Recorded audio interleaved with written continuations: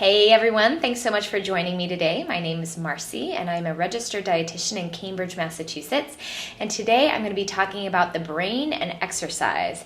So for those of you who are less familiar with me and the work that I do, I am really interested in neuroscience. I'm a little bit of a neuroscience geek. And while I am not a neuroscientist, I'm really interested in how neuroscience informs the work that I do, which is a lot to do with nutrition and mood. So today we're going to be talking about exercise as it relates to something that I recently just learned about. It's called Brain Derived Neurotrophic Factor. So I'm going to refer to that as BDNF for simplicity's sake. But I learned about it about a month ago from a colleague of mine who's a psychiatrist. And then interestingly enough, I learned about it from another colleague who is a psychologist and a researcher at BU, Boston University. His name is Michael Otto, and he was giving a talk that I recently attended on exercise and mood. And I just really wanted to share some of this stuff with you because I find it super fascinating. So BDNF is actually a protein. And it's found in the brain, and it's related to a family of nerve growth factors. So essentially, BDNF has a number of really important functions, and those functions are really related to how the brain evolves and develops and shifts and changes over time. You can kind of think of BDNF as Miracle-Gro for the brain because it really enhances our brain's ability to form new neural pathways. And in addition to forming those new neural pathways, it's really essential for us when we're learning to develop new skills, when we're trying to move away from old habits and to develop new habits. BDNF is really important in helping us to be able to do that. It helps us to be able to be more flexible in our thinking. It also helps to slow down the aging process of our brain because it's really critical in neurogenesis, or the formation of new neurons in the brain. And it also supports long-term memory. So if you want your brain working really well and working optimally and is flexible and able to develop new neural pathways, which is something that we're learning more and more about, you really need BDNF on your side. So you might be questioning, like I did, well, what can we do to improve the levels of BDNF in our brain? Is that possible? So it is true that there are things that tend to increase and tend to decrease the BDNF in our brain. So let's start with kind of the negative side of things. What the research is showing is an association between the levels of BDNF and certain illnesses. So for instance, areas that I'm really interested in, like mental health concerns, we see that people who suffer from depression tend to have lower levels of BDNF, which partially explains some of the mood issues.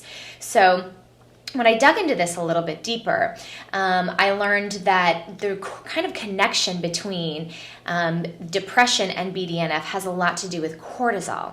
So cortisol can massively reduce BDNF levels in the brain, and cortisol is the hormone that's produced when we're really stressed out. It's produced and when we're in panic mode, when we're anxious, when we're really stressed out, and that's another reason why BDNF tends to be lower in people who have trauma histories, and it could be any type of trauma. But those are two factors that tend to really be correlated with low levels of BDNF. Now, on the flip side, a more positive side, if you're wondering, well, what can I do to improve my brain function, to improve my mood? It turns out that there are a few things that actually are associated with improved levels of BDNF. The first actually was a surprise to me, and it turns out that selective serotonin reuptake inhibitors, or SSRIs, which you might know of as medication that's prescribed both for depression and anxiety, actually is neuroprotective, and we see that people who are on medication actually have higher levels of BDNF, which means that it's neuroprotective to be on medication and helps our brains, and kind of explains why, for any of you who have been on medication, why you feel so much more capable and your thinking feels so much more functional and healthy. And part of that is that relationship between the medication and the levels of BDNF in the brain. So for people who tend to maybe have some shame or be resistant to medication, it's helpful to know that SSRIs are actually associated with BDNF as being really protective and healthy for the brain. Another thing that helps with BDNF levels is laughter. So maybe you need to spend a little bit more time with friends who make you laugh, or going on YouTube and watching those clips. And finally, perhaps an element that you might have been guessing is associated with BDNF. And when you think about things that you can do to improve your mood, exercise. So as we know, there's a lot of research to support exercise as being a fantastic mood regulator. And, there are people who joke that instead of seeing a therapist, I go for a run, or, exercise is done more for the mental health benefits, for the physical benefits. And that can be true for a lot of people, and that's partially explained by the BDNF levels. So there are some real interesting discoveries that are being made about sort of what's happening physiologically. Why do we get these benefits to exercise? Now, there's a couple of really important caveats that I want you to share, so don't stop listening yet. The first caveat is that the link between BDNF and exercise is actually less strong in women, which is unfortunate. So it turns out that the benefits of exercise and those increased levels of BDNF is less profound for women. The second thing that I want to really make clear, and this is important because I do a lot of work with people who have disordered eating or eating disorders who have been long-term dieters, is that when you're not eating well and you're underfueling your body and you aren't giving your body consistent, adequate nutrition, exercise actually becomes counterproductive and can worsen your mood.